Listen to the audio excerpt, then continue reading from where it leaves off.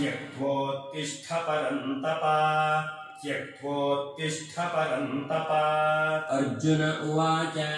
अर्जुन उवाच कथं भीष्ममहं संख्ये कथं भीष्ममहं संख्ये कथं भीष्ममहं संख्ये। द्रोणं च मधुसूदन द्रोणं च मधुसूदन द्रोणं च मधुसूदन।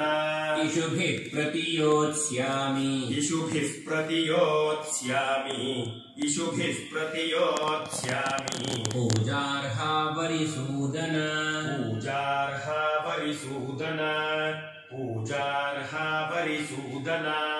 गुरून् हत्वा हि महानुभावान् गुरून् हत्वा हि महानुभावान् गुरून् हत्वा हि महानुभावान्। श्रेयो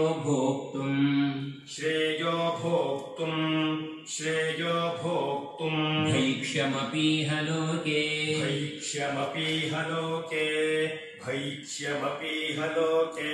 हत्वार्थकामांस्तु हत्वार्थकामांस्तु गुरूनिहैव भुञ्जीय भोगान् रुधिरप्रदिग्धान् न चैतद्विद्मः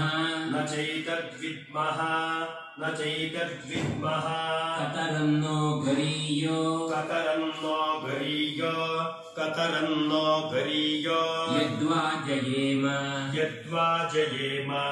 यद्वा जयेम यदि वा नो जयेयुः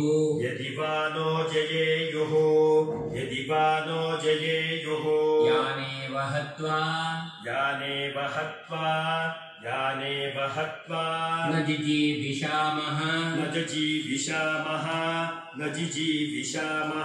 तेव स्थिताः प्रमुखे धार्तराष्ट्राः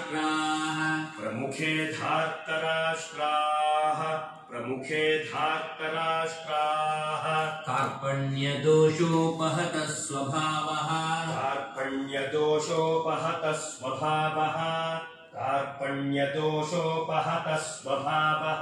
पृच्छामि त्वाम्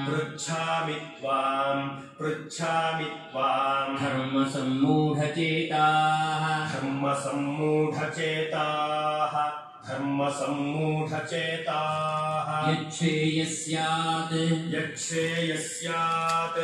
यच्छ्रेयस्यात् निश्चितं ब्रूहि तन्मे